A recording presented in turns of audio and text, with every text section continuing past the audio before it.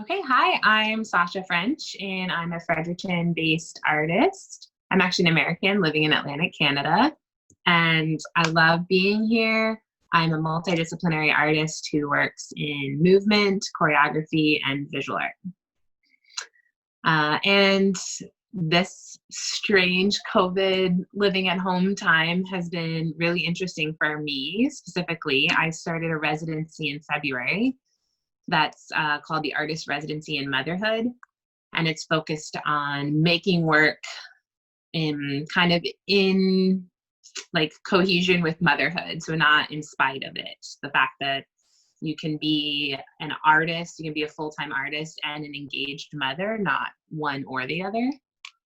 So that's really been shaping my practice during COVID. A huge influence for me is like I love to work because I love narrative and historical and cultural work. Um, I'm just interested in people who are also doing that same kind of work. Urban Bush Women, do you follow that company at all? So they're actually the only professional African American like women's company. They're out of New York, and Jawale is the director of that company. And I actually, because she was a professor, not at my university, but like at a university near me, I got to like take her and meet class with her, and one of my friends dances for her company, and it's just amazing women. So Urban Bush Women out of New York are just like, it's an incredible company that I love their work.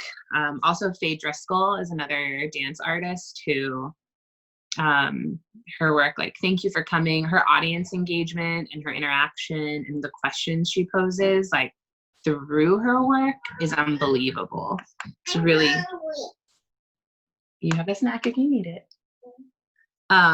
It's really great. And then there's a visual artist, Naomi Fisher, out of Miami. I already eaten my veil.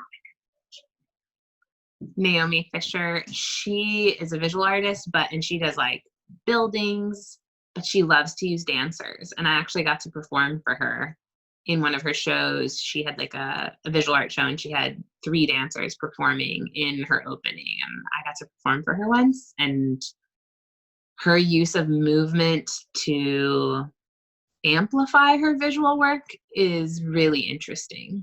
And then musically, I'm really influenced by some Indigenous women who are making incredible music right now that are like young artists. So I feel like I like to be influenced by a variety of artists in different career stages. So like up and coming new artists, or people who are just making new waves.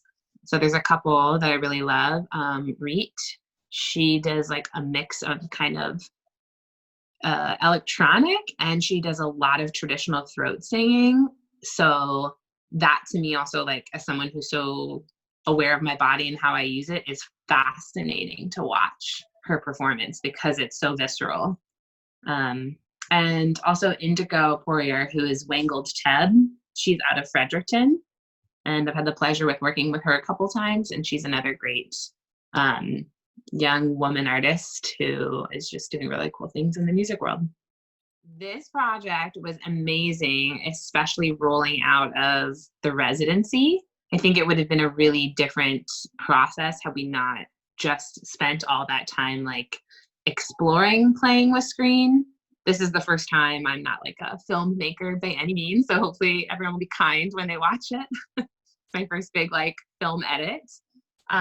But yeah, had I not just had that residency process with you guys, I think it would have been very different because I had all these ideas I was excited to explore. Like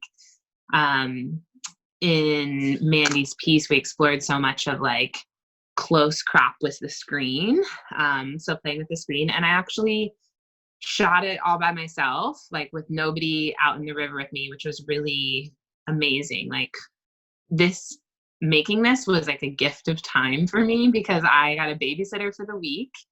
And I like went out to the river every day alone. It was pretty remote. Like most times I didn't see anybody. I had so much fun exploring as like a dancer and as a choreographer. I think that was the biggest thing. I developed like a movement vocabulary Because if you've ever created a piece for yourself, you know how that is when you can't really be in it as a choreographer. Like you're moving and you're creating, but you're not just seeing the visual picture.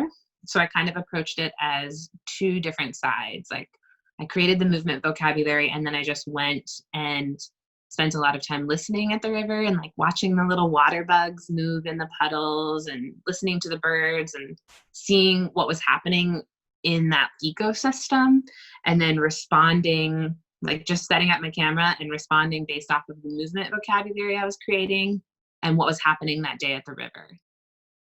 Yeah, so I filmed in the Nashwauk River, which I wasn't even sure exactly which river I was filming in because I'm not super familiar with the north side of Fredericton. We haven't lived here that long and it's just hard. But I knew because I wasn't familiar with that area, I wanted to go over there. I'm from Florida. I'm from the ocean. I feel very connected to like water and waterways. And also, I think historically and culturally, they hold so much for everyone. Like, if you just see water, it invokes so much just emotionally for anyone. And for me, that physical connection to this beautiful life source was really intriguing. And because it was so new and so foreign and like an unknown territory that I hadn't been, I wanted to go and experience it, you know, like not just experience what it was, what it had to offer, and the like beauty that it held. And yeah, I felt really lucky and privileged to be able to go there and experience that beautiful, beautiful place. It's like a train path, an old train path. You can walk all along the river there. The sound is amazing. It was really just a great journey. Yeah, so I'm one of the artists in residence for the city of Fredericton this summer at Odell Park. It'll be a little different because of COVID things, but they're still going to allow me to have some live classes. It'll just be like a pre-registration to keep the numbers small.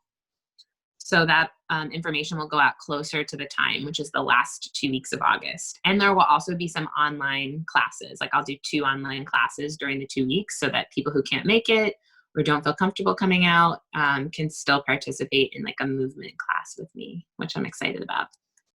Oh, I'm just really grateful for this time. Like there's not a lot of opportunity for professional dance exploration here, and I'm amazed that you guys pull off all the things you pull off and what you provide for the community, because it's incredible as like a participant and as an audience member. So thank you again for all that you guys do, because it's just wonderful. It's an amazing resource for like all of Atlantic Canada.